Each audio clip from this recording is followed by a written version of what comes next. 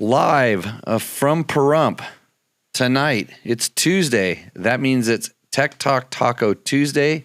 This is episode number 38. I am here with, believe it or not, Taco Mike. And Mike, what are the chances? What are the chances? How do you pronounce your last name? Spurgeon. Spurgeon. So Mike is Taco Mike, and I found out about him when somebody forwarded me this white paper that he did that we brought up on the thing, and I'm pretty sure that whoever sent it to me thought I was gonna like rip Mike a new one because I know more about the KTM 500 EXC than everybody. Just ask me and I'll tell you that. But he did an excellent job of explaining all that stuff, and in fact, he probably knows more about it than I do at that point because he deals with regular people, where I kind of shut myself away from the regular people because you can't call me except for on this podcast and ask questions. Mike, what's the name of your company? So Taco Moto Co. tacomoto.co. That's it. That's it. Okay. I should be a better marketer. So we're going to work on that because George is trying to type that in right now. That's how good George is. That's what his job kind of is. No matter where he is, he manages to figure out the websites, puts the links up. And so if you're in the chat room during the live show, you get to see that. But if not, you have to hit rewind on the YouTubes, or you hit back on your podcast. But generally when you're listening to this stuff, it's like you're just kind of sucking it in. So it's you would go search what? Taco Mike, Moto, EXC, KTM. I'm sure all that would pull up. We're on Facebook and Instagram and all that stuff too. All the socials. And you have also started a pretty good group on Facebook? Yeah, so we have a tech support group that's primarily like trying to target guys with EXC and FE bikes, the street legal plated dual sport bikes. Those are KTMs and... KTM and Husky. The white KTMs. Yeah, the white KTMs without the PDS. With the best suspension system known to man? The Link. What Link? The PDS. You like the PDS? Mine doesn't have a Link thing. They hook up on logs, throw you over the handlebars. Yeah. Scorpion. But anyways, so I met Mike at the KTM Adventure Rider Rally in person. We talked a few times on the phone, and today he brought out a whole bunch of Get Athena/Get ECUs that we tried on a few different bikes. We didn't try the Vortex one on the bike yet, but we were just kind of playing around with them, seeing what we do, seeing what they do. He found out I'm a really picky, what would you call me? You're just a picky tester, picky rider, which is great. Yeah. So we were messing around with that stuff, trying to learn some stuff. We learned some stuff. It's interesting to see, and that's why I wanted to have him come out, because I have not had a whole lot of experience with those, little green and little yellow boxes. I mean, I have with the Vortex back when they were ignition only. Yeah, CDI box only. CDI only boxes. And I've heard a lot about them. And so I definitely wanted to try them so that I can be more informed and communicate that stuff and answer your questions, especially when my answer of, just turn the throttle farther isn't enough for you. So that's what Mike's here for. He's going to be able to answer some of your questions.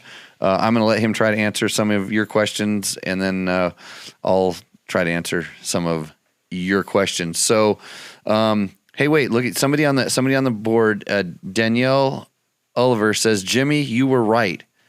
I'm like, what did you expect? Right? That I was wrong?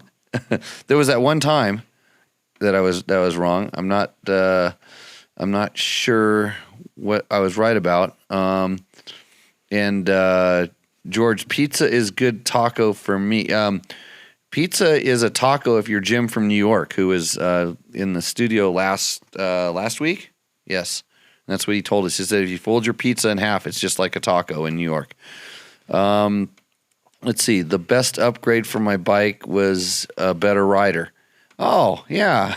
That's what it says in the back of our T-shirts for the school. So, and it says, George, explain yourself. Yeah, she did, I think. She explained. She was just like, there's the delay. That's the problem with the form. So we're going to go right into questions. We're hoping to have a call in tonight from Trevor Hunter, who is in North Carolina, riding Yamaha's new YZ125X and YZ250FX, I believe. And then Mark Kakapoloff, who is Baja Diaries Mark, and he's been on the show before. He is going to call in. He just picked up a new Honda CRF 250L Rally, and he's going to go rally it around the Sierras, and he's going to tell us about his plans for that. It's a test bike for us, and he's going to tell us some cool stuff. So that should be good. I'm going to go right into our first question. Serena Bleeker says it first. Like the hit song, The Killers song states, if you want to be the man, you have to have gas in the tank and money in the bank. And have a gas can handy at camp or in the pit makes for quick on-the-go fill-ups. A larger 5-gallon gas can may help increase your riding time by approximately 2 more fill-ups, which of course depends on the fuel capacity of your motorcycle. You want a gas can that's easy to pours precisely, don't cry over spilt gas, and is held in a durable container. Somebody's just getting me to read a read on the show by sending me a question. Right. Guess what kind of gas can that is? I don't know. Obviously not a California emissions supply gas can, because that means you'd be spilling it all over the ground and not into your tank. So anyways, yeah, good job, Serena. Shows I read the questions before the show. Next question. Dear sir, we are offering our manufacturer's services in racing wares like MX, BMX, and off-road, and paintball wares. We have complete manufacturing set up in one place to accommodate our old and new clients. I think that's me, new clients. Customized manufacturing is also available. You can send your artwork for your required stuff. You listen to this, Mike? This is important. Yeah. We are here attaching some different product photos for an idea. Please ask more if you have any further questions. Waiting for your kind cooperative response. Thank you, Torben. You could tell he may not know you because he's dear sir. Oh, I should have just stopped right at the beginning, huh? Okay. Yeah, those are the kind of emails we get all the time at Dirt Bike Test. If you would like us to promote your wares or sponsors or whatever, just send the check first, and then I can guarantee you I will read it on the thing. Jimmy, I love your Tech Talk Taco Tuesday. Your aimless banter is often funny, sometimes quizzical, and always informative. Well, like the last 5 minutes, right? Oh, here's my questions. That's what I always say. Just throw a compliment out, and maybe it puts it up farther up the line. I have a 2017 Huska. It's a white KTM TE 300i I use for trail riding up here in the woods of NorCal. I love the bike. I currently have 185 hours on it in the stock top end and drivetrain, chain and sprockets. Is it time for a top end? 185 hours. I'm going to get back to that. How can you tell? I'm going to get back to that because I'm going to go. I'll talk this. And do I need to have the cylinder honed or somehow serviced, or just throw in a new piston, rings, gaskets in? How do you figure out how to tell when it's time to change the sprockets and chains? On my mountain bike, I always change them all at the same time. Do you need to do the same on a dirt bike? Countershaft sprocket, rear sprocket, chain, and maybe the guides too.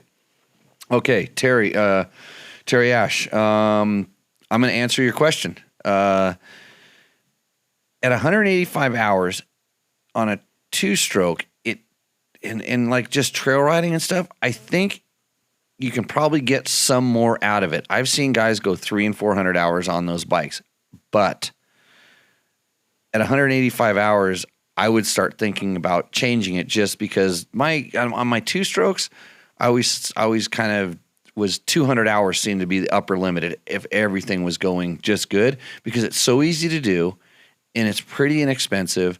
And at that point, you're probably starting to see power loss. And if you were really scientific about it, you could probably be doing compression checks and stuff, but you'd have to know where you started at new for it to really make any sense where you're at right now. A compression tester is pretty inexpensive, and maybe that's something you can start on your next cycle, and that's where you know where you're at.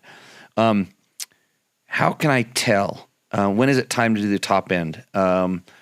So if it was my bike, I can hear it. I can kind of hear it when the piston starts, flapping, clapping around. Another thing that's really easy to do is you can take the pipe off and look up in the rings. And when you start seeing a significant amount of blow by on the rings, just when you shine the flashlight up in the exhaust port, that's another really good way to get a visual, which it's hard to do on a 4-stroke, for instance, to see kind of where you're at. Am I going down the right path here? You liking this? I like it. I like how, the thing I was going to ask is 300 hours for a civilian bike versus like 200 on yours. So a Jimmy Lewis bike is not a civilian bike, right? No, it is, because well, when I test things, I go out and I'm kind of a little bit abusive to them. But when I'm riding a 300 2-stroke, I'm probably riding it. And that's the thing is people say, oh, well, an expert rider, they're actually hard on it. They might actually be easier on it.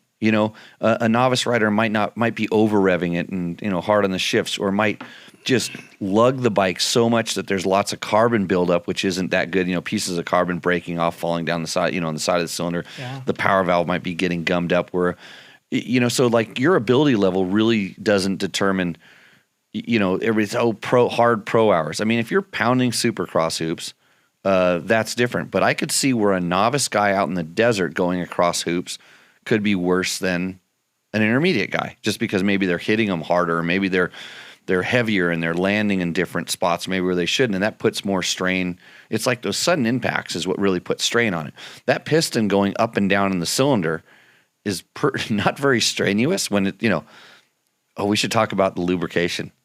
Is this a good time to read that up? No, I don't want to open another can of worms, but we will. There might be some 2-stroke oil. There might be a can of worms involved. So, and then when so at 185 hours, it's really not a bad time to tear the thing apart. Give it a good once over, look at it, and then you can see how hard, what it looks like, and then maybe I waited a little bit too long, and there's all kinds of measurements that you can take. The good KTM manual will show you how to put the feeler gauge in lots of places, and use a mic in different places to check wear levels. You can see whether your piston is wearing or your rings are wearing. Just slide the rings back in the cylinder and take an end gap measurement, and that'll tell you where you're at. And if it's good, and it may be, then you go, I didn't necessarily need to do this, and cheap insurance. A couple other tips that I'll tell you: measure your gaskets, especially your base gasket. Well, I think that's the only one you can really measure. But measure your base gasket to make sure you have the right size one when you put it back together. Then kind of clean everything out. Check your rod to make sure your rod's tight. The big end bearing, small end bearing, and generally if your top end is good, those things will be good. And so on my 200, my KTM 200 is the 2-stroke that I kind of had. Well, I've had one now since 2004 because Gabe gave it back to me. I go 2 to 3 top ends per crank rebuild. And that's just kind of what I've done. That's what I used to do when I was racing, when I was replacing top ends on my 125 at 20 hours, because I could feel it lose power, and that bike was being ridden at 10/10s. But I never had any crank failures doing that, so that's kind of what I've stuck with. And now on my 200, I'm going 50 to 80 hours, 90 hours, and that thing, smaller bore, it's getting ridden hard. I'm still on that kind of crank. If I pull it apart the first time, it's always tight. The second time, you can start feeling something, and then I make a judgment call. Is it, whether the side play or the up and down play, you don't want any up and down play, but hopefully that how do I tell? It's just experience and stuff like that. And then, do I need to have the cylinder honed? I say no, but a lot of other people will tell you yes, and it kind of depends on if those cylinders are pretty hard, and if it's in good shape, and you just have to have the right hone, and you have to know how to do it. And I have put 3 and 4, 5 pistons in Nikasil cylinders, and to deglaze it is essentially what it does. Yeah, so we've had this conversation recently where what's the difference between a hone versus a deglaze? Oh, deglaze. Yeah. So, a hone is basically where you've put in the crosshatch. So if you've worn out a cylinder, the inside of the plating, the nickel, the chrome plating, and you don't see a crosshatch any longer, or you've mic'd it and it's out of spec, meaning the chrome is worn out and now you're over spec, then you need to get that replated. And that crosshatch is the hone. And that's a completely different thing than deglaze. So deglaze would be when you've just got like some carbon buildup and you'll see kind of a brown haze to the surface material.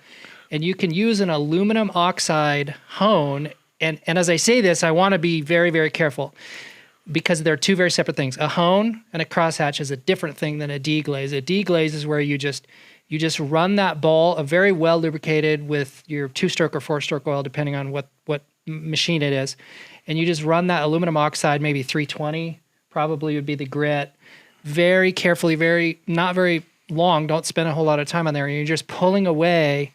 Essentially, it's like Scotch-Brite. A lot of guys will take a Scotch-Brite and do that. This is in effect the exact same thing, but a little better in my opinion because it's doing it in a uniform way rather than just sitting there and trying to spin the jug and then get your Scotch-Brite in there. Take one part out, and that's a good point. Is like when there's wear, usually even on I'll say we'll call it a well polished cylinder, you can still see some traces of if the cylinder's in good shape, you can still see some traces of the hone marks. But I have seen glaze build up to the point where you no longer see the crosshatches, and so it's actually they're still in there. And if you, like I say, do clean them off, a hone is an effective way to take the glaze off. Because it also, generally kind of goes in there and scratches up the cylinder. Some people say it makes the rings seat in better, and you're starting fresh again. I've done it. I've done it probably 100 times. Not done anything. Just slap the new piston and rings in there and put it right back in if everything's in spec. So I think it's just one extra step you can do or not do. I'm sure somebody has some number. Well, actually, you know what? If somebody had some really good numbers on that, then that would be the science or the way to justify the right answer. And I haven't seen it either. In my experience, I haven't seen it either or. And I've seen really good race mechanics put stuff back in. Really good race mechanics aren't working on 200 and 300 hour stuff. They're replacing everything with fresh at that point. But when you're talking doing a budget build, you want to avoid if you're just keeping your stuff running, I think you can put it back in. If everything's within spec and nothing's worn out, I think you can just put it back in. If you're trying to get the max, then I would talk to somebody who really knows what they're doing. I've seen it done both ways. Probably more race guys do actually hone it, but they're starting with fresh stuff, and they're miking the pistons. They're getting the right. They'll have a set of 6 pistons, and they check each one, and the one that fits the best goes in there. So. Yeah. So Terry, hopefully that answered your question. Oh, chain and sprockets. I always do.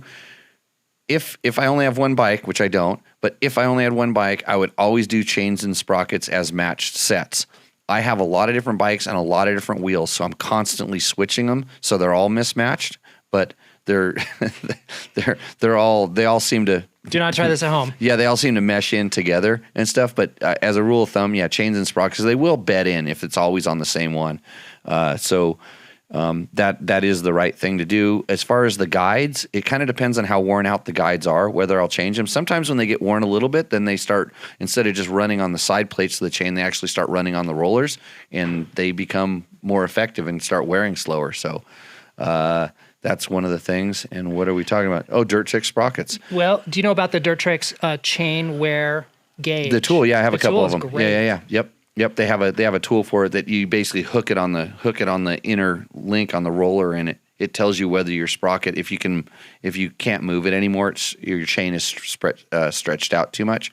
I've been running the DDC sprockets, which are very similar, and I know Nate pretty well, and he does a lot for land use, and so he gets my dollars when it comes time for sprockets and stuff like that. So if you're looking for that, check out DDC for sprockets. By the way, Welding Blaster number 1 asks this question: Is it better than a KTM? Oh, this is on a Honda CRF 450X video, L video that we have, this CRF 450L. He says, is it better than a KTM? I think so. My 2019 CRF 450L is a replacement for my 2019 EXC 500F. The Honda is, in my opinion, a lot more bike for the money, and the KTM build quality and lack of quality control and manufacturing left a lot to be desired. Well, it's lucky that Welding Blaster 1 isn't here because he would be in the minority, right? There's a lot of orange bikes out there. There's a lot of orange bikes. I have a couple red ones. There's actually one of those bikes, that 2019 450L in the container. It's not mine, but no, I'm not gonna argue with them. It's kind of funny because when I look at a KTM and I look at a Honda, I see two very well built, high quality bikes. And I can look and see where each of those brands has cut little corners, made little compromises, and they're different. Yeah. And so if there's a certain thing about the Honda that appeals to you, a lot of times people look at the aluminum frame, and you look at that pot metal KTM frame that's just like, well, it's actually excellent, but it's like the aluminum frame just looks better, or maybe just, oh, my bike has a titanium gas tank and that has plastic, and they use wood screws. KTM uses gas tank. They use wood screws on their gas tank. Yeah. And so, I mean, the Honda's definitely better. So, hey, you know what, Welding Blaster, you're definitely, that I think you're entitled to your opinion, and it just goes to show that it depends on how you look at stuff. And I'm stoked that you like your bike. You're better than the KTM, because then I have somebody to argue with. Otherwise, we'd all be riding around in KTMs, and then it would be boring, right, George? Yeah. You and your KTM 500. Mojave Bob and his KTM 350. You and all your KTMs. I'm sick of you guys. I was riding KTMs almost before anybody. Well, not really, but pretty close. My KTMs, when I started riding them, they were red, white, and blue. That's how old I am. And then they were teal and blue, and then they went through a purple phase. My KTMs. The oval KTM logo. Yeah, that was when I was a KTM guy, and then I quit, and then I had to ride other colors, but. So suppose this guy, he makes a valid point. And every machine, every manufacturer is going to make these compromises on where they're going to spend a lot of R&D, engineering, and then maybe effort in good quality build. And then they're going to maybe have some areas that don't reflect that. Get involved in a really good like Facebook group or advrider.com or somewhere where there's guys who know those brands and those bikes very, very well, and then ask them and find out what the weak area is. Because I think it's unfair to say that any one brand is better overall than in the other. I think we could argue the point. You can argue about it, and I would say be careful when you go on the internet groups, because what did I word it today? When you actually did a little research on with your group, and you asked about some of the common problems. Oh, it's a good one. You talked about the common problems, and I always sit there and go, man, if it's more than 3% of owners that have this problem, then the manufacturer is very good about issuing recalls and fixing that problem, and they're not trying to cover it up. They're really trying to fix it, because at 1 to 3%, that's quote not acceptable. And then on like the fuel filter splitting, I think is the one we used as our example. Yeah. And we hear about it all the time, and everybody has to replace it with different. You have to do it, and like out of your group, which is like 2,000 some odd strong, and you ask them how many had it happen. Yeah, so I did a poll on our Facebook group, which is specifically that EXE FE group. That's what we're targeting. And I asked, and I wanted first-person accounts, not like hearsay, but have you personally on your bike had a fuel filter failure? Because a lot of guys will say that MAL KL97. See the big pack of them I had in the shop? You got a big 10-pack in there? Yeah, you know why I don't have them? Because I have that many tanks. And you know why there's that many brand new ones? Because you change it out pretty often, like the manual probably says. I've changed one in my entire life. Yeah. I've changed one of those filters. No, I take that back. On my 950, but those filters are external. I don't remember. I've done one fuel filter on KTM EXCs since they've been fuel injected, out of all the hours I've done. And I just did it recently. So that's why I bought a pack, because I know I'm going to go through and do them all. Just do them all. I will, but I don't need to. But anyway, keep going. So how many people had that happen? Yeah, so I asked specifically, like in your first-person experience, what did you have fail in your bike, fuel related? So did you have fuel pump? Did you have in-tank hose? And then did you have a fuel filter split? And there's a lot of hearsay. A lot of guys will say, oh, those are really big common failure items. So it ended up being 0.18% failure rate. That was the math. 0.18 or 0.08? 0.08. No, not 0.18, not 18%, but Yeah, 0.18. Yeah. So not even 1%. Yeah.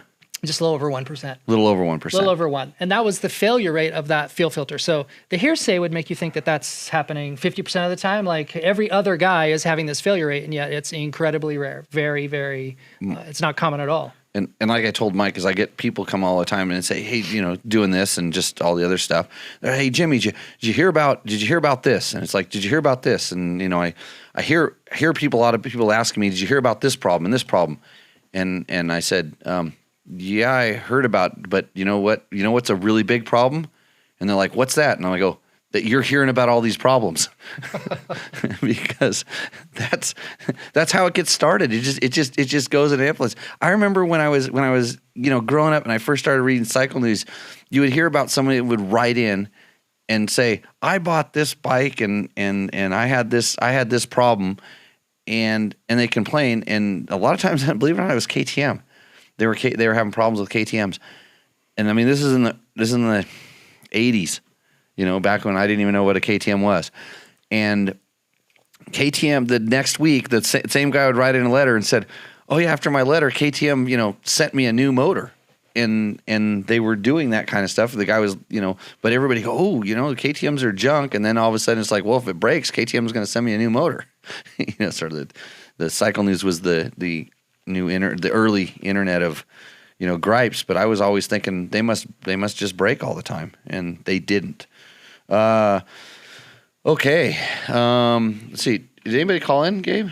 No, no. None of our Cub reporters are calling in.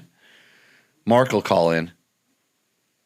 I told him to call in at 30 minutes. It's 7:29, or he was out riding his bicycle and he got lost. So, let's see. First off, I love your 4T video cast. That's Tech Talk Taco Tuesday, by the way. I love listening. Marysville. I love listening to it as a podcast at work. I love hearing from your guests, especially Logan. Where's Logan? Yeah. And how is your experience, and how your experiences shape your answers to listener questions? I would love to see, hear, read about a future test of SMW motorcycles, the Super Dual or Enduro or both. I think the 500cc Enduro would be an interesting comparison to the 500 EXC. And no, I don't work for SMW. Paul Gerard. Thanks, Paul. I know the SMW importer. I know Pete Vetrano, and I could probably swing that, arrange that. Hopefully, yeah. I mean, it's all time. It's all time and money these days. And the SMW, those are the old Huskies, the old Italian Huskies, which are Kajivas, which are sort of influenced by BMW, and then somebody just took the whole shop someplace else, and now they're SMW. So if he's talking the 500, that'd be an interesting one, because is it still the motor that spins backwards? Is it still that BMW design one, or was it the old Husky? I don't know. The 450. Yeah, I don't know. I don't know enough. But it might be worth pointing out that if you've got one of those mid-model Huskies, one of the Husqvarnas, one of the Italian Husqvarnas, and you need parts for that, SWM is really probably the source. SWM, to go and find new manufacturer parts for that Gap model of those Huskies. That's because you're not going to find it from a KTM dealer, or that supply chain is dried up. Yeah, and I know there was a lot of those 310s that were out there, and there was the 310 and the 250, which were kind of common, and then there was they had a 450 that was not the BMW derived 450. They had a 450 and a 500. I remember riding them as Huskies, and they were blue and orange at one point, and then they were red and white for a while, red and black. Man, I can't remember those. Red and black. That's the ones I remember. Yeah. So, and it's funny. So this kind of gets me into another thing. And somebody said, why don't you ever test some of those Chinese motorcycles? And the funny thing is, I have a Christini 450 in my shop right now that we've been riding around, and it is essentially, quote, what you would call one of the Chinese motorcycles. It's like an Asia Wing bike, and it's definitely, when you start talking about like the build quality between the Honda and the KTM, it's not on that level, and because of the price you can get it at and some of the other stuff, it's never going to be at that level, but it's pretty interesting to see, where some of these technologies are, how quickly they're kind of catching up. And the good thing about the Christini is a lot of the Christini parts, the all-wheel drive parts for that bike, are designed and manufactured in the U.S. and then kind of bolted onto it when it arrives here. So it's a kind of a collaboration. But I'd like to try some of those things. I've seen some guys do tests of them on the YouTubes and things. So phone call time. Yeah. Okay, I'm gonna look at my thing here. I don't see it on the screen, Gabe. No. Well, let me see. Oh wait, I reloaded the screen and it came alive. So let me unplug this. Plug this back in. Yeah. Please hold. Technical difficulties are preventing Dirt Bike Test and Tech Talk Taco Tuesday from being good. I'm gonna talk to him. Talk. Does that work? And then I'm gonna boot it up here. Caller. Is this Mark? Nope. Oh, Gabe, I brought you into the. Hey, Gabe, you want to talk on the show? No, he's. Let's see. I'll talk to you. Mark, are you there? Hello. Do we have a good connection, or are we going to be fighting with your connection? It depends. I could hear you perfectly. Can you hear me? I can hear you. I think we're doing okay now. So Mark, okay. How do you say your last name again? My last name is kind of sucky, so we can just call myself Berm Cannon. Berm Cannon, right? It's Kaplikov. What letters? Yeah, it's Kalpikov. Kalpikov, yeah. Right? I like to butcher that as much as possible, like most names. So Mark picked up a Honda CRF 250L Rally from us. And where are you going? Right now, I am somewhere between Trona and Lone Pine, California. Okay, so you should probably park, because if you're driving, you're going to lose connection. I just tell you, I've been out there before. I am parked, and I am next to a cell tower. Okay. I have full bars. Good. Do you have a tinfoil hat on? No, but I have some empty Coke cans that I have on my antenna. Good. So you are going to be posting some stories up on our Instagram account of you taking this bike on awesome adventures. Where should people follow you? Well, I think what they should do is, first of all, make sure they're subscribed to Dirt Bike Test, and they are allowing Dirt Bike Test stories to be shown on their feed. Okay. And I would say the good stuff will probably be ending up there. Mm-hmm. And maybe the scraps will be ending up on Baja Diaries on Instagram. Right. So you're bringing Baja Diaries north. Yeah. I mean, it's constant showing people. My whole thing is there's enough GoPro footage of people riding on Instagram, but there's not enough, proper content of showing people how to get to these great places that people go to ride. Cool. And I do that on YouTube. I mean, Instagram, I hate it. They could suck it. Instagram sucks. But for Tell now, us how you really I'm feel. playing the game, and yeah. I mean, for now, I'm playing the game like anybody else. Yeah, you got to figure out how to tell everybody for free so you can get a thumbs up. Wait, you can't even get a thumbs up on Instagram. You just get a like. What do you get there? Heart. A heart? Aw.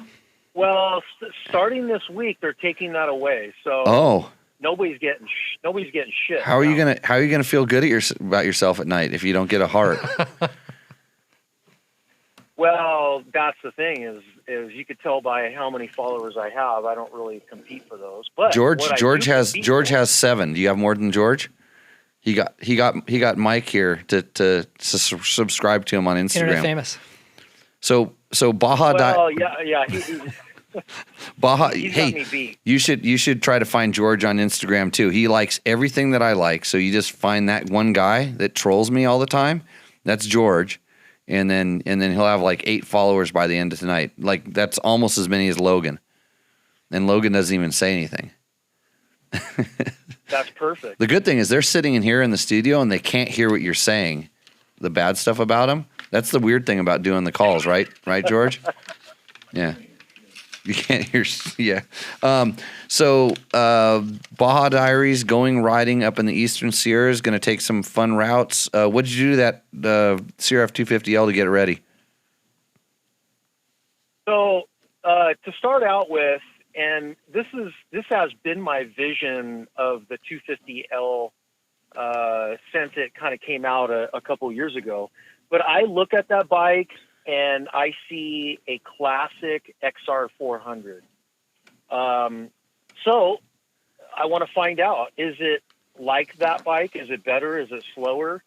And right off the bat, because of the terrain I'm in, for everybody that rides out here in Jawbone, I put on some STI Tech 2 Pro D tires, just so if I'm climbing up some gnarly things, I have a little bit more meat right on it. Because it came with what, the IRC like trail wings or something? Yeah, it came with those, which I guess I could have gotten by with them, but I don't know. I think because I rode some BMW GSs last month, and those kind of had somewhat more street version dual sport tire, right? And I was I was suffering a little bit. So with this, I was like, okay, I'm just going to immediately change them out. Worse than when you're on a KTM 690. Yeah, or a 701. Yeah, those are those white ones. Hey, I might have some news about Huskies coming up here pretty soon. I feel like we're getting a little closer to making that happen. So, okay. Well, good on you, Mark. We'll look for your stories and pretty pictures. I'm jealous. That is some awesome riding you're gonna get to do up there, and you probably run into some crazy people.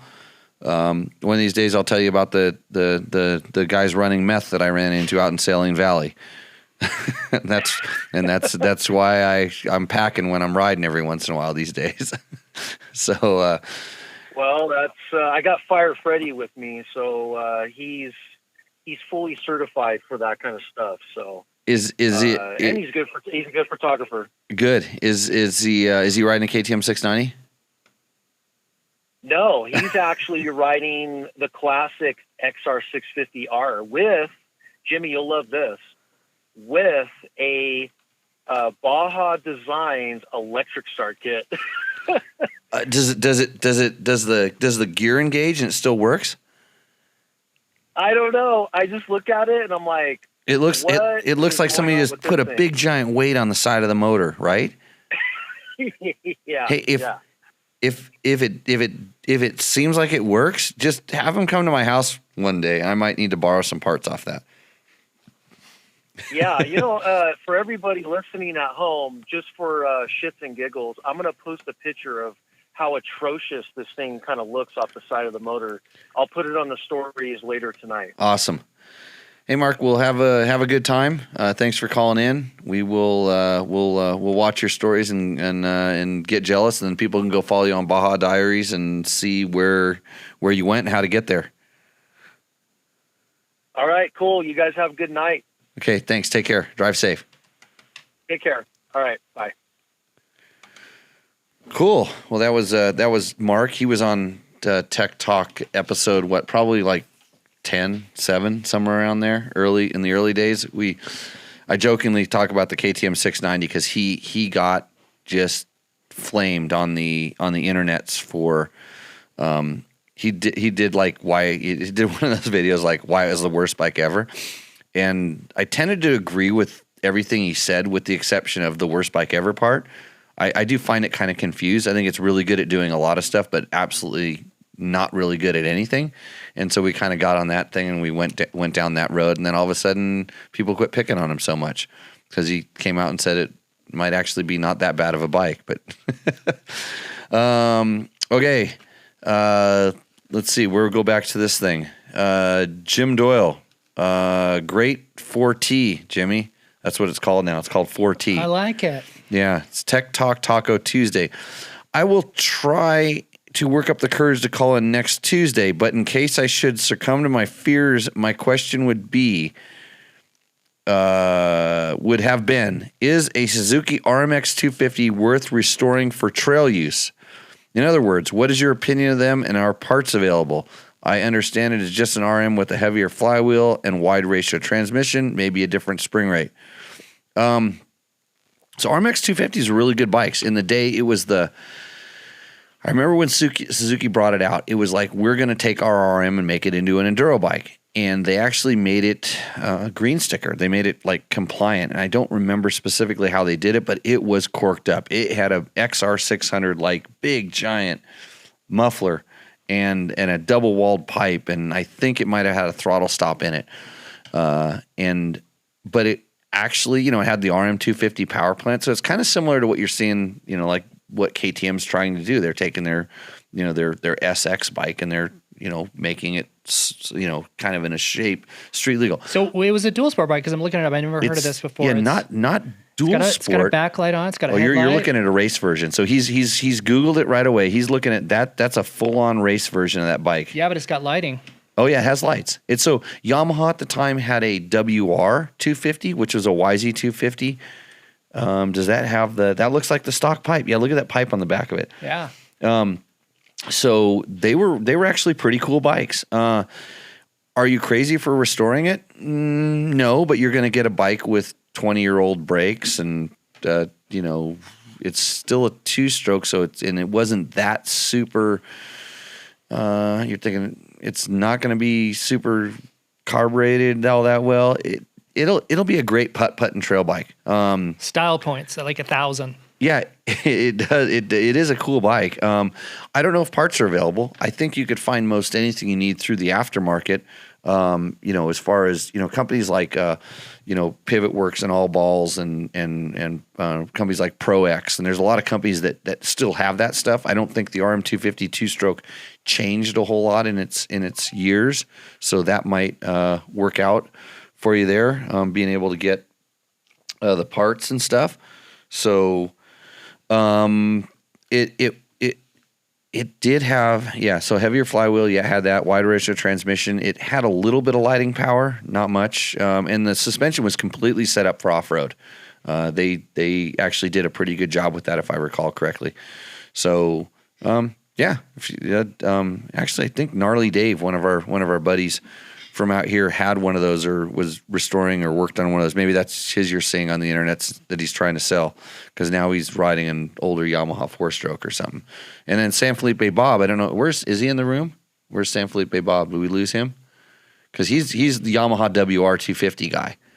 Like that was his bike. He desert raced those, and I liked those a lot. Because Yamaha sold it more as a competition bike. It wasn't as corked up, and it was just easier to start with.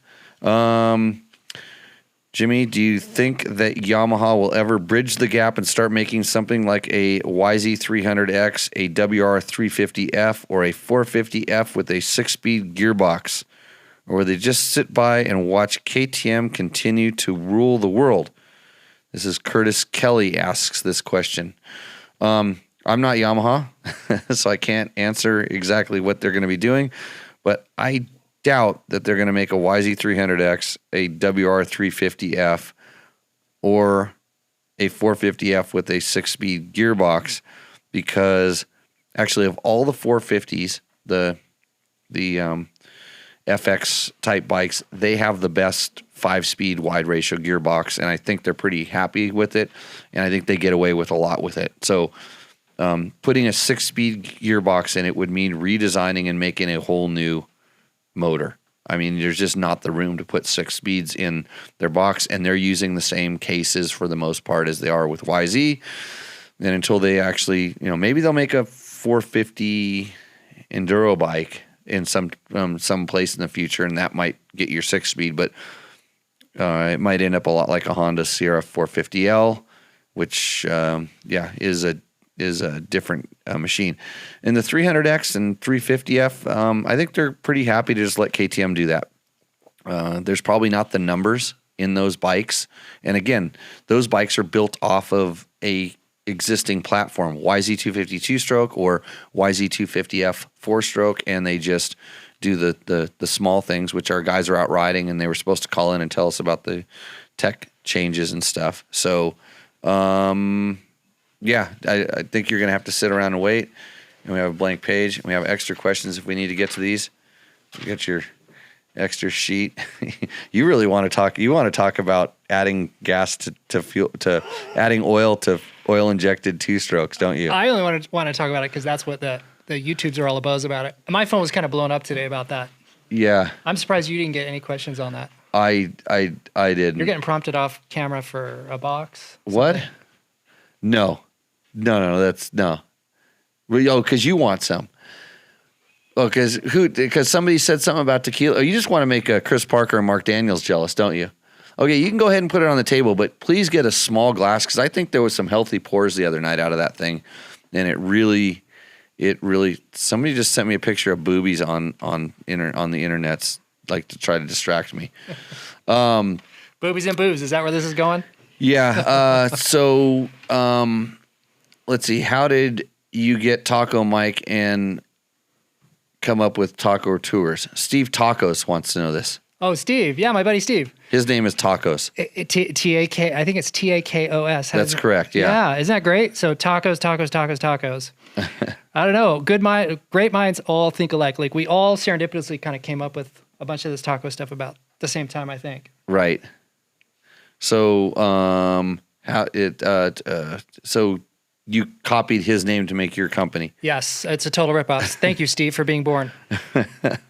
I'm kind of scrolling down to the questions here.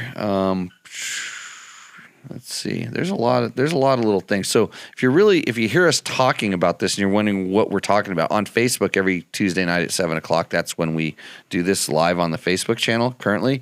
I keep saying that I'm gonna switch it and go someplace else, but I haven't done that just yet. And now we have people that are arguing in the thing about which is better. Hey, Jimmy, it's Phil. What's your favorite high-speed, not racing light setup? Baja Designs. Any of the Baja Designs stuff, just depending. The more you spend, the better light you're going to get. And I don't want to drop this thing. Did you bring me over a little one of those? That's significant. Yeah. If you know what this is that we're rolling up in front of here, it's Clase Azul Ultra Anejo. Is this a urn for ashes? Yes. Yeah, for the money that you burnt buying this tequila. And you notice if you're watching on the thing, I've got it blocking my face out, which is probably the best place for that right there. That way you're looking at something that's pretty and beautiful instead of my babbling head. And not cheap. Bit fancy. Oh, geez. This Mexico, right? Yeah, that's that. So a friend of ours who, hey, by the way, every good deed is paid with pain and suffering. as Jeremy, who got us this bottle, can attest to. He hurt his back shortly after providing us with this super awesome gift. And thank you. So you've just one-upped everybody that's ever tried to get tequila onto this show. Back to tacos, which we didn't have tonight, and tech talk, which we're doing very little of. What Mike was referencing is, so he stumbled across and forwarded to me a video of some other bald guy on the internets that was talking about how, well, originally it was how you should add oil to your gas on your TPI or I think it was mostly just he never really hit on the beta, did he? No, just the TPI. Just the TPI. Yeah. And then with KTM Husky. Yeah, and then so now it's disconnect the oil injection system by putting a ball bearing in it and just mix the gas, and then he's got a tuner that you can buy that you increase the jetting, because when you add oil to the gas, it does lean the bike out. It's a known thing, but it's kind of confusing for some. So he's got some sort of setup, and it's like, I don't know. I watched it, and I watched some of it at least, and I'm like, okay, yeah, I have a lot of problems with that. There's a reason why they put it on the bike to make it easier, and I mean, and evidently he's got a mole. He's got a mole on the inside that told him that told him that's what you're supposed to do to get like more power or better performance or whatever, and because the oil gets on the reeds. The oil gets on the reeds, and that costs you some power. Evidently, I'm amazed. That's all. Sorry, I have to laugh because it's kind of confusing. It's well, in all the time I've been riding the TPI bikes, just maybe early in the morning, it'll do a little bit of the load up, if you've had a little bit of oil, let a little puddle or whatever it does, but it's so little, and I've never felt lack of throttle response from oil being on the reeds. We thought about that today when we were doing some stuff. Okay, so we're not going to talk about that anymore, but just remember, don't get too much oil on your reeds, kids. It could cost you some power. The more you know. The more. I think after school special thing. I think that's the same guy that talks about the he has this thing that makes your fuel injector, your line going straight. Because I had somebody ask me about that. Actually, this is where it's like, actually, if I say don't believe everything you see in the internets, then you're going to be like, Jimmy, you're on the internets too. And I'm like, well, don't believe me either, because I'm not trying to sell you something. But it was the 90-degree angles on the fuel, right at the fuel injector, that was costing you horsepower because he had a straight one or something. And I'm like, the other day I was actually working on my Husaberg, which has a 90-degree thing and the O-ring inside of there went bad, so I had to replace it. And God, I love my Husaberg. It's a 570, and it has like so much power. Unless you have ridden a Husaberg 570, this should change to a Husaberg. Every time it's said, well, you should talk to the producer over there. 570. He's actually ridden the bike. Am I not lying, Gabe? Is that Husaberg have some power? Yeah, they begged to ride my Husaberg. This garbage bike up here right now. Yeah, it's just sitting there on the Honda. But no, the Husaberg, like, when you roll that bike on, it just, everything it says, like, you feel it in my Butt-Dynamometer, which is very accurate. It's registering, it's going off the scale. And I mean, I have a KTM 1090 too, but the Husaberg just blows it away because there's something about weight to power and all this other stuff. The noise that it makes is, and I mean, I'm telling you, it's a 570, okay? I had a Husaberg 600 that had a carburetor on it. It was actually really good too, but nothing like this 570. So back to the 90-degree fuel angle on this bike that makes incredible amounts of usable power that lasts forever. So when I took it off, I said, I'm going to see how much fuel flows out of it. So I took the hose and I put it inside of a big container. I turned it on. I've never, that was a lot of gas coming out of that thing. And I pushed the start button again, and it just went like that. And it's shooting. And within 3 shots, I had, almost a quarter of a quart of gas within 3 seconds. With the 90 degree was right there. It had to flow through the 90-degree thing. And I'm thinking to myself, if this monster producing all this power uses that much gas, which it doesn't, I'm like, it's really starving for power. I mean, fuel. I mean, I need a what? I need a straighter. I don't need a 90-degree angle in there. So you got to be careful with what you believe when you see that stuff. So every once in a while, I have to go check and verify it, and I did. What did you tell me today? That was a really good point. You said the orifice of the injector is the largest restriction in that whole fuel delivery system. Depending on whether you have a 12-hole injector or 8-hole injector, whatever it is, the most restrictive part in your fuel system is that injector, even when it's wide open. it's not your 90-degree angle or your, hose. I'm sure on some mal-designed systems on some other stuff, there could be some sort of a flow restriction. Maybe if you let that little cone filter in there plug up. You're talking about the inline filter or the filter in the injector itself? The filter, the inline. Oh, for sure, if the filter gets plugged up, that'll be restrictive. That's it's a known thing. But maybe the next most restrictive part in a stock KTM system would be the little cone filter. That little 10 micron cone filter inline. Especially if it starts getting plugged up. But I've seen, I've checked mine before, and I've disconnected the line at a different place to see how that filter was doing. And man, there's still a lot of gas flowing through that, even with a pretty pretty substantially plugged filter in there. And so I've always it'd be really interesting to see. I guess I could figure it out. Like, if you figure out like how long, like how much time would your bike run wide open, which is maximum fuel consumption. How long would your bike run? Like, what is the fuel rate? Like, I would like to see what it looks like. I mean, we calculate the amount. How long is it going to take to empty your tank out? Let's say if a 2-gallon tank, it takes an hour so it's a gallon a minute. What does a gallon a minute flowing through that hose look like? That's, it's a substantial amount. It would be, spilling out and stuff like that, but not like it was spilling out it's not like it was coming out of that 90-degree angle and spitting into the can. It wasn't 100 cc's a second.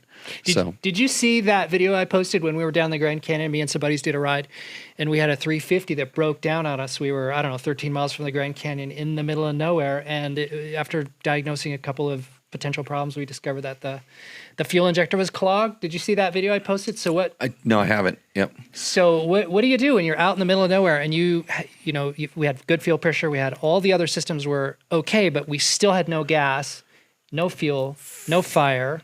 So did it progressively get worse? No, he said it just kind of like tapered instantly off pretty well quickly. Just boom, it went away. And that ended up being a fuel injector. You said you replaced the fuel injector and it fixed it. Well, we didn't have another injector. Usually I carry had a spare fuel pump. Right. I didn't have an injector. And so we removed the injector, put it backwards on the fuel line. Yep. Hit the bike. We left the power connector on there. Hit the button, and it gave. There's your trail tip, George. You're getting a trail tip right now. This is you want it at the end. It's in the middle. It's funny because I've actually thought about this, but go ahead. This is great. I did it. This fixed the bike. So we were absolutely stranded, and so we pulled it off and we put it on the fuel line backwards. Yeah. So you slid the fuel line over the injector nozzle, yes, like where that thing, and then yes. And luckily, this bike had previously had the ochre type, ear tab connectors, the crimp connectors. Right. Those have been removed, and he had regular standard hose clamps on there.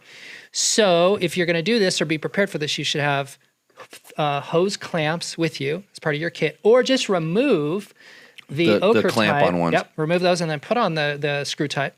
But anyway, so we screwed that on there, and then the first burst of gas that came out of the injector backwards gave a little bit of a little release of that pressure. So the pressure had built up on the injector face and was pushed out that little clog, and it came out. We got a little jet of fuel with like the release of that. Yeah. As soon as that pressure left, then it was just the tiniest little at the top of the injector itself. You could just see it overflow with just the tiniest little drip. So it went, it blew it out, and then it was.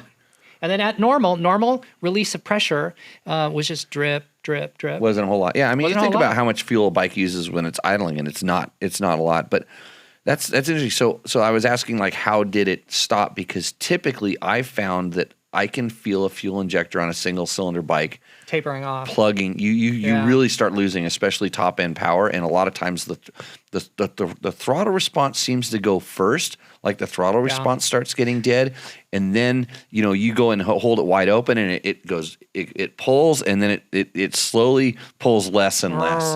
That's kind of what he was describing. Well, it should have happened over time, but again, some of the times when guys are doing this, they're riding like really slow speed. They're slow, so they're never really getting wide open. But sometimes, if you get a really bad load of gas, like some really crappy gas, or somehow you're at the bottom of your tank and it's just sucking in crap, and and it's the right kind of crap that can get through the filters. Stuff that kind of can get into the that can would you call it? Like talcum, almost like talcum powder. It would like type material. mix. It would mix with the gas, and Yeah. the gas would pass it through the filters and stuff. Get past gas. What would you call that? It would be called what's the word? What's the word, Gabe? Dissolve. Yeah, it would dissolve in the gas, and then pack up when it gets restricted. Although technically, the micron size of the filter should be quite a bit smaller than the opening of the injector. So the screen in the tank is 60. Yep. The in-tank filter is 40. The in-line cone filter is 10, and then the final injector is 10. 10. So you've got to get it down to 10. You're going from 60 all the way down to 10, and you have two chances to trap it. What are the Golan ones are 10 also, correct? Golan ones are 10, and they have about a quarter size, maybe a $half size. Big screen. Same as a zip tie. Yeah, and I've had good luck with those as well. Me too. Yep. I like those. So okay, George is waving his hat at me. The thing I picked out of that story was he said he had different clamps on the fuel injector, which goes back to what we talked about. Different clamps on the fuel injector. Yes. That was the last thing he did to the pipe. Oh yeah. It may have been. I mean, yeah. Yeah, exactly. Was there, and sometimes you introduce a problem. Well, just if your hoses are a little bit older and you're sliding, your hoses on top of something, and it just, it just peels a little bit of a shim, and it's sitting in there and it's loose, and then it goes. I mean, you just never know. But exactly what George said. And I always tell that people ask me like, hey, my bike started doing this. I go, what'd you do to it last? It's like, I don't know why it's doing this. Like, what'd you do? Did you wash it? Yeah, I washed it. And it's an electrical problem. What did you wash really good? The switch? Little things. Okay. Let's see. Todd Kelly asked, let's hear more about the Christini. A good platform if you put some better components on it, engine reliability, practicality of the all-wheel drive. So Todd, go look at the first review I have up on dirtbiketest.com of the bike. We are working on the durability right now, engine reliability right now, because that's something before I can comment on it, I have to prove it to myself. And the practicality of the all-wheel drive is, frankly, it's just different. And just like anything, with every advantage, there is some sort of a disadvantage to it.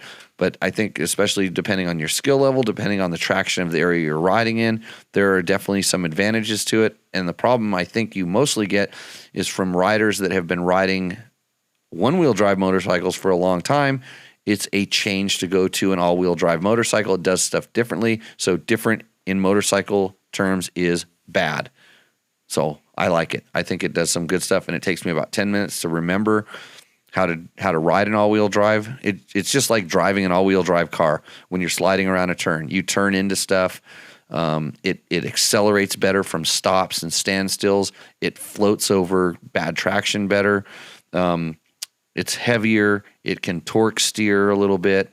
So it depends on what you're looking for. With advantages come disadvantages and stuff.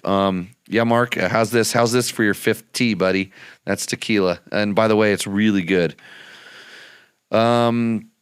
Okay, you do all sorts of stuff to make your injectors flow more fuel, but you should adjust the tune if you mess with it. It's expecting X fuel injected at certain injector pulse. Right? Sure. Right. Sounds great to me. Works. Michael Brown, who is a top fan. I guess my comment is don't, and he uses the F word with your injector. Just keep them clean. Family show. Yeah. Well, not too family, but let's see. The video was a great. So Mark saw your video. Mark Daniels saw your video. He was wide open, and when he stopped, it wouldn't restart. That's what Danny Hopkins said of the situation. Danny was there. Yeah. That sounds like what I was describing. Like that's the kind of fuel injector failure. Although the only one that I've ever had happen to me personally that I experienced through and through took 2 full tanks of gas to, like, I started feeling it. I didn't know what it was. I went through a whole tank of gas. On my second tank of gas, when it was getting low, that's when it eventually tapered off. I managed to get it back here. I managed to get it home, so I was not stranded. So you've got some questions here. You want to run through these? Yeah, so these are questions that I pulled out of our group. So this Facebook group where we have the KTM EXC guys, some of these things are asked like pretty often. These are regular ones. The one that I thought was kind of interesting, and we had talked about this before, a lot of guys will wonder about handlebar isolation. So part of the aspect of riding like a dual sport bike, you tend to have an older crowd. These are guys who are a little more mature, a little older. Speak for yourself. Okay, fair enough. These are guys who are getting into dual sporting as a more sane way to enter motorcycling, and they're taking longer distance tours.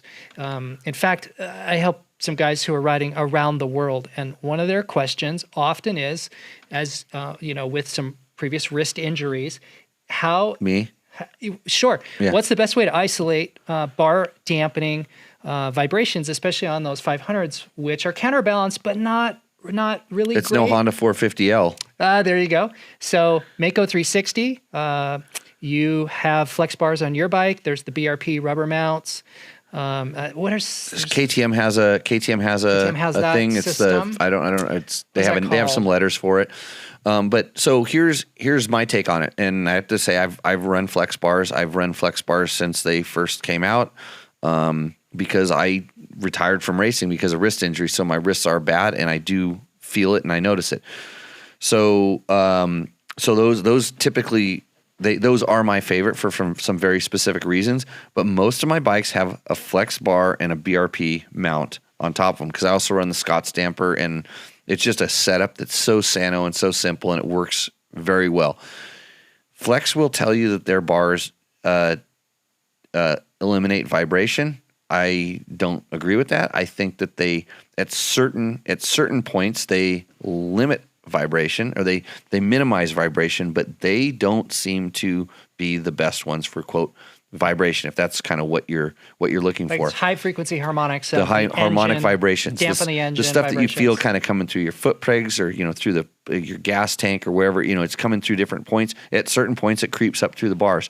A better way to get rid of that would be with some tuned vibration dampening type things, which Fast Company does make these bar ends. Yeah. A couple companies that make bar ends. There's foam you can pump in your handlebars that does or doesn't work. There's all kinds of crazy stuff out there for it. But typically, when you do that, you're going to just move around the point where the bars, where the harmonics seems to work on the bar, at that point. So it's funny because when we were testing all this stuff, and I did a whole bunch of testing with this stuff, we found that the bar damper you would run in a 2-stroke 300 is different than a bar damper you would run in a 4-stroke 500. Really? So are these manufacturers tuning them differently, and you can Well, they order did specific? They didn't initially, but when we found out, like, hey, this made it worse, and they're like, what? And I So was like, you're testing exposed. Yeah, I was like, okay, so there was it just depends on the RPM and like where things start shaking. So the flex bar is really good at just taking the sharp impacts out of the handlebars, and all you have to do is just do a hammer drop with your hand. You take your hand and just drop it down on the bars, drop it on a normal bar, drop it on a flex bar, and you're going to feel a very big difference in what you feel. And that's every time that your wheel hits a bump, you get that kind of a sensation up through the handlebars. So like square edge absorption. they're really good at that. Anytime your fork's going to take a hit, they're incredible at just reducing that out. And I've always said the one thing that flex bars really do is they make a bad fork good. So if I had a bike with, let's just say, 4CS forks or Marzocchi forks that I didn't feel like spending some time with to make them better, you can put flex bars on there, and those forks get like 70% better. You can almost fix a pair of forks for $300 as opposed to maybe $1,100. And what's funny is I like the handling precision of a stiff fork versus the mushy feel of a really super plush fork. And so I can run the setting I like to feel in the handling perspective, but still not get beat up on my wrists from the fork when I'm running a flex bar. Okay, that makes sense. That's valid. And then, the BRP rubber mount, that is good for the vibration. But again, it's depending on what color rubbers, dampers, elastomers you run in there. Changes a little bit about where it's going to vibrate and where you're going to feel it. And in combination between those two, it seems like you can get rid of a lot of the vibration. Not all of it. I don't think you can ever get rid of all of it. It just depends on where you want to tune it. So And the rubber mat has a little bit of a damping, but I would say it's 10% of the kind of damping you're going to get out of the flex bar, which, like I said, is good.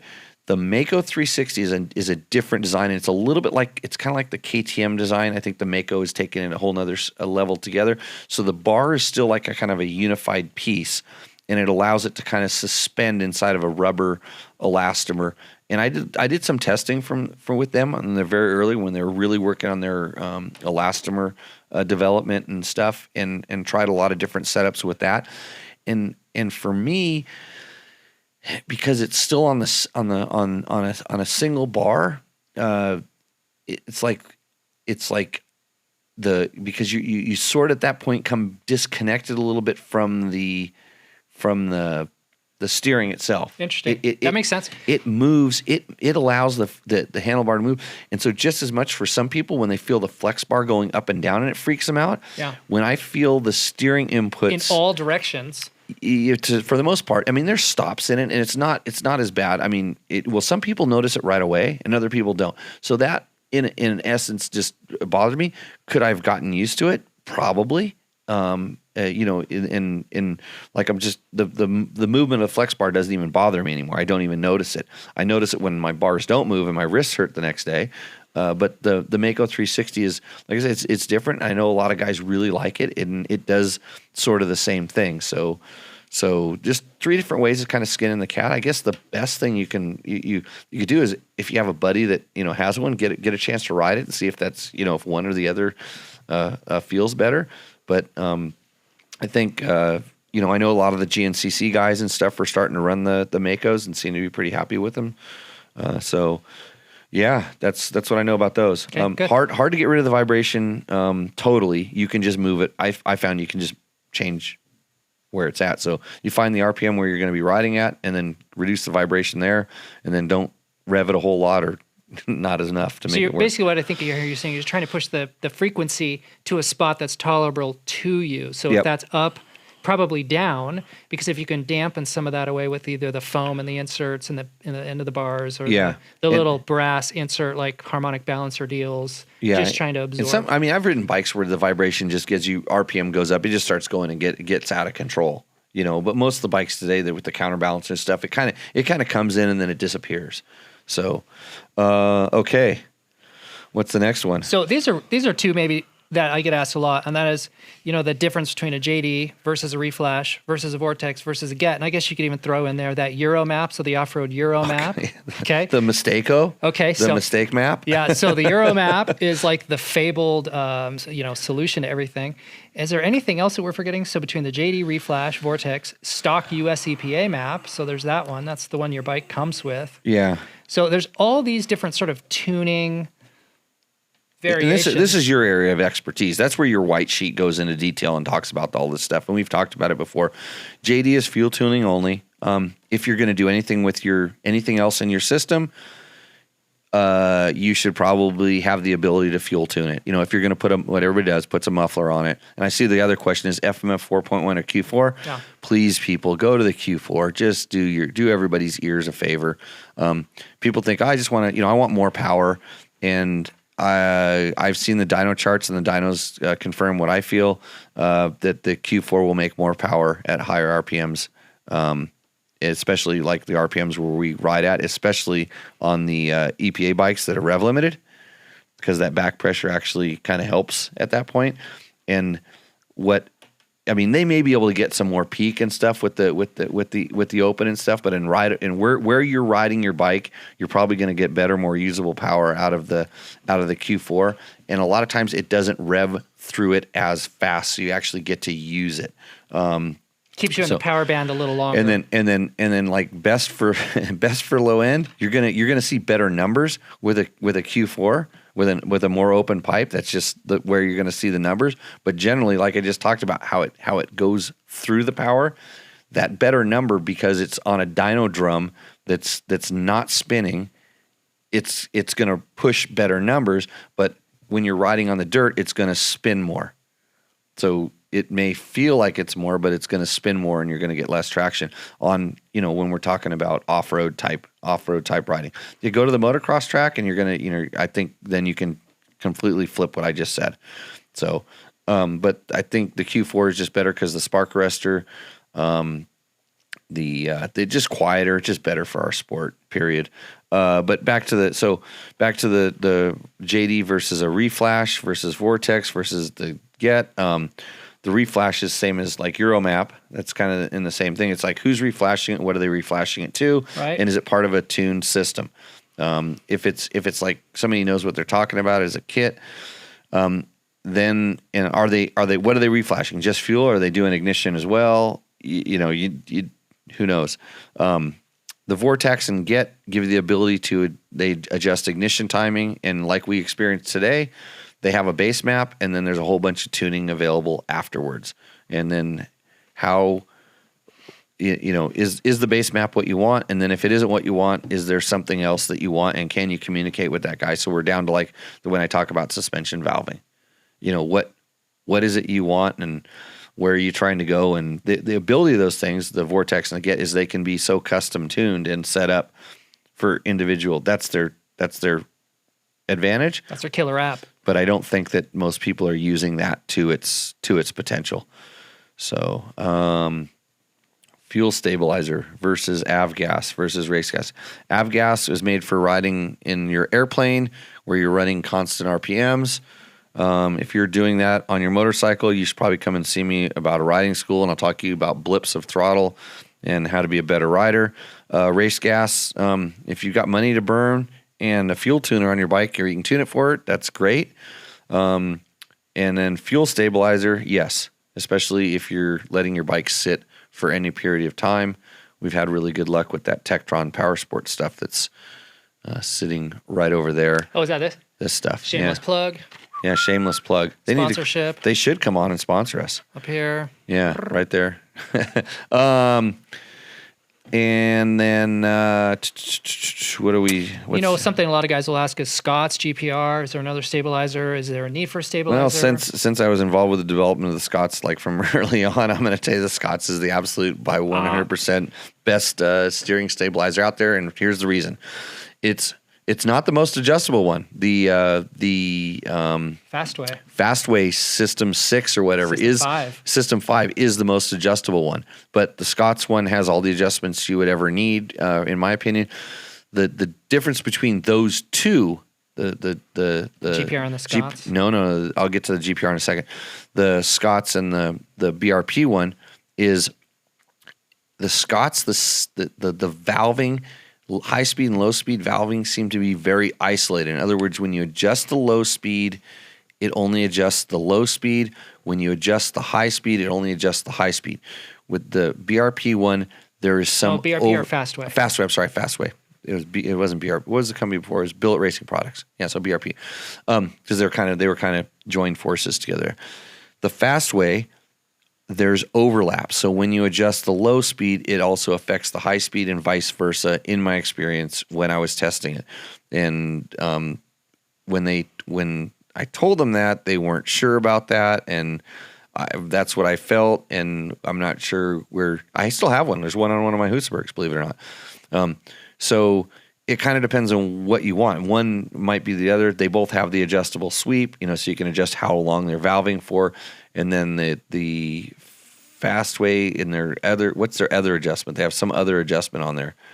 So the Fastway has end stops, and they have the amount of dampening out to the end. Right, but you can stop it. But you can stop before the end. So, anyways, it's a crazy amount of thing. But the GPR generally has a single knob on it that adjusts the high end. Well, you can't get rid of the low speed valving on the GPR. And I don't know that it has high speed valving in it, because almost any time I've run a GPR, it almost has too much low speed valving all the time. So it's not for me. That's not to say that it's bad. If you like to have a steering damper and feel like you have a steering damper on your motorcycle, the GPR feels like you have a steering damper on your motorcycle. Because there's continual resistance. There's never any free. Yeah, there's no free back to no. It does free back to center, doesn't it? Does it? It's it does. That's back. right. It does not free back to center, and that's the other problem I have with it, because I need to have that free back to center. That's the reason the Scott's is a Scott's and it's not a Unic or an Öhlins, is the free back to center. The Olin's has the dampen back? Yes. Oh, no, it did originally. No, it was called a Unique, and it was when it was really? Unique before Olin's bought it. Yeah. So it had the that's what made the Scott's unique, was it was free back to center. And Scott's now sells a road version that valves all the time, like the GPR. So return to center, low speed, high speed, This is the cornering fast way. damping, cornering angle, control the resistance with handlebars. Okay, so yeah, they have. It's that's that what it is. cornering angle. They which is generally on a dirt bike you want that free, but I see where they're using it so your bars don't slam into the, slam it to the end of the full stop. The full stop, yeah, because the most dampers you only have them really valving more towards the center, and it's exactly the opposite of the way like the Honda steering damper works. Like the CRF damper with the little guy that's on the triple clamp. Those hold the bike in the turn. That's what they're designed for. So Okay. when you turn down, when the bars, Hyperextended out. yeah, that's where the damper really works. When it's straight up and down, it barely even moves. It's when it gets pulled out to the side. That's when it. So it's dampening at almost full lock. So when you're like full sweep. And that for motocross really, really works. It's really good at, especially like at like supercross type bull turns. It holds the bike down into the turn and very noticeable. I've ridden Yamahas with the Honda damper, motocross bikes with the Honda damper on it, and really liked it. And I wish that Honda still had them on them. So they have the mounts for them. You can buy them. It's a good mod. Okay. Scott's steering damper review. Look at that, George. You did a good job. So. What I got one last question because a guy messaged me this and he was pretty insistent that I actually asked this numerous times. You see guys do like heat wrap. They'll wrap their entire heat wrap and they think that aids in scavenging effect. They think that there's a performance gain, and there's always these debates back and forth about whether or not that adds any value to just motor, if I heat motor wrap my performance. exhaust system, will it improve performance to help my bike run cooler? Should I put it on a higher pressure? Oh, that's the that radiator. would be something different. Oh, So, there's yeah, two different questions there. If I put heat hits, it will improve performance. I had done some tests back in the day with different coated headers and heat wrapped headers and stuff like that, and I actually felt like I could feel a little difference in throttle response. But you had to really, really think about it and really be picky about it. I think the best thing was that it kept the heat from going into your gas tank, heating up the gas or burning things. So you feel like there might be some scavenging effect benefit by having a heat wrap, or at least kind of coating to a similar level, but not nearly as effective as like a Mega Bomb. The difference between like a standard header and an FMF Mega Bomb. Yeah, go into that. Those add throttle response. They enhance throttle response. They enhance like just kind of the way the bike feels when you come on the throttle. I don't know why. Don't know exactly why. It also kills sound. It drops usually a decibel or two down. But I found in my testing, I actually a lot of times I prefer the Mega Bomb header with even on the stock exhaust if it'll fit. If it's Stock the same can Mega Bomb header pipe. Yeah. So and that's why you've seen a lot of manufacturers go, to that design. You see, KTM has it now. They got that Coke can sitting on top of actually Honda took it off on their 250F, but yeah, they have their there's different ways to get around the patents that FMF has, but the Mega Bomb header does work, and it's better than an exhaust a heat wrap. Okay. So plug for you, you've been around in the industry a long time. Were you at FMF when they were developing the Power Bomb and the Mega Bomb? No, I wasn't at FMF. I was just testing a lot of their stuff when they were doing strange things like that. I actually did a lot more two-stroke pipe testing for them way back in the day on things, but the whole Mega Bomb thing I think really started mostly for sound.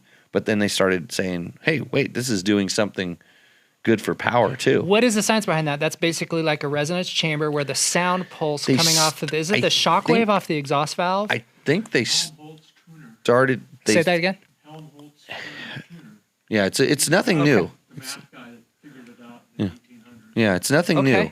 So it's basically originally the Power Bomb, the one that was in the front, originally started out as like a pre-muffler. Like you've seen pre-mufflers on cart. Kind of started as a pre-muffler, and then as they started playing with it, and I had to get Donnie in here to explain like how he's in the shop in the dyno room every day like a mad scientist, finding all these things and playing all these different things. So, but yeah, there's a reason why they're on there. So Helmholtz resonator. Yeah, Helmholtz resonator. So if you want to nerd it up, you can just, get on the interwebs and Google that. George is doing that for you right now. It's already on there? Oh, it's already up there? Good job. Yeah. Okay. What are the other ones? Anti-gravity restart. That's an awesome technology. I've not had a chance to use it yet. What was it? You had one about Kickstarters. Yeah, so somebody asked once, should I invest in, because the newer bikes, the 17 and up bikes don't come, the EXE and FEs don't come with the Kickstart. Right. So somebody asked this question, where the crap did it go? Which one was that? I don't see it here, but basically, it was add a Kickstarter. Should I go through the expense and hassle of adding a Kickstarter, or use a jump pack, just carry a jump pack, or both, or the capacitor? Do you know about it, like a start capacitor? I carry that. So I carry a little wire it's a capacitor run into it, and in the event that my KTM battery goes dead, which has happened a couple times, because they won't kickstart with a dead battery, a flat battery. Yeah, so I've had a battery. Why is that? I had a battery, just a stock battery, break a cell, and you just disconnect the battery and put the capacitor in, and you can kickstart it. It's not easy. I mean, they're not easy to kickstart. I carry around one of the little jump starter things now. So I carry a little, it's about a little bit bigger in size than an iPhone, and it has some battery terminal clamps on it, and that's what I carry, because my Husaberg is that 570 that I talk about all the time. The one you love that you hear. I love it. It has like a lot of power. I mean, it has so much power, I never really even worry that it doesn't have a Kickstarter, because usually I can get it going so fast. If I think the battery's going dead, I can coast all the way home. But I've never had to worry about the Kickstarter on that one. It doesn't even have one. But I do carry I make it a habit to kind of carry a little jump starter pack, because that way usually I end up charging my GoPro and my phone and all the other stuff, and the bike's not a problem. So talk about that really quick about the capacitor. What is it about a flat battery, and what's the need of the capacitor, and what does that do? Oh, you need to charge. The battery goes dead. Battery's dead, and all of a sudden you don't have any power to run your fuel pump, which you need to have your pressure so that your bike can start. And you can kick it all you want, and it's not going to generate enough juice to pre-charge the fuel, to have the fuel pump running when it needs to be running to do the squirt of gas when you need it. So that's just KTM's. I don't know if what the deal is with other bikes, same, because some of them have capacitors in the system, and so when you go to push start it, and that's the other thing is, like, I have a recluse clutch in one of my Husabergs, so I need to be able to jump start that bike. Oh yeah. So I know how to go inside and not the one of them. One of them has the ball bearings one in it. Z-Start Pro. Z-Start Pro. So you cannot unscrew the Allen screw and get the clutch to bind to get it to start. But another trail tip, did we talk about this, about the shoelace, George? You were impressed by that? If you smoke your clutch, like every time you go riding, you smoke your clutch, you should carry a shoelace with you, because you can take that shoelace out and lay it around in the clutch plates, just wrap it around there and just bolt your clutch back together, and you got a clutch for a little while again. It was my shoelace. Yeah. Oh, it was his? Yeah, no, got done. Yeah. No, that works. I used to ride with this guy. You may have heard of him. Name drop. He's kind of a fast guy, but he was really hard on clutches. He may have won the Baja 1000 like 11 times or something. Name check. And we used to go trail riding. My job was to take him trail riding and beat him up. 100 points if you answer in the fake book who this is. He used to smoke his clutch on the XR600 or XR650 so bad. It was usually the XR650, because they were all geared for that race down in Mexico, I think, called Baja 1000. And he would get that clutch so hot that the clutch plates would actually pop and snap. I mean, when we were taking it apart, it would be crackling. Usually we were riding in the snow, by the way. And so you can actually, when the plates pop and crack, you can actually take them and stack them on top of each other. So you almost double up on parts of the clutch, and you can bind it back together. And then you can get the bike to where you have the spare clutch that you stashed, because you knew this was going to happen. So, yeah. Okay. I think with that, we're going to end on that one. Does anybody else have any really good questions? Hey, Gabe, can I hang up on all the calls? Right? Okay. I'm done with the calls. Trevor says he can't call in because he's just leaving dinner. He's on what we call a press junket. That's where he went out all day and had to take pictures of brand new Yamahas, and he's going to ride them tomorrow, but he can't talk about them until next Wednesday because what manufacturers are doing, because all journalists are lazy, is they give them a whole week to write the story now.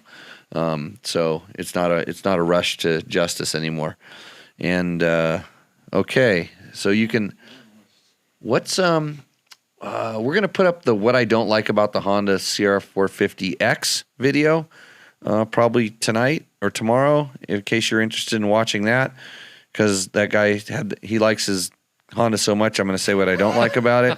I blame him. Poor guy. And no, I'm glad he should do a rebuttal, and that's about it. But for Taco Mike, who do you want to promote? Where do people need to go? What do we need to check? What do we need to check out? Man, if you so what we do is we just kind of we provide parts and accessories and specialty gear for these EXC and FE bikes, KTM Adventure guys, and tacomoto.co.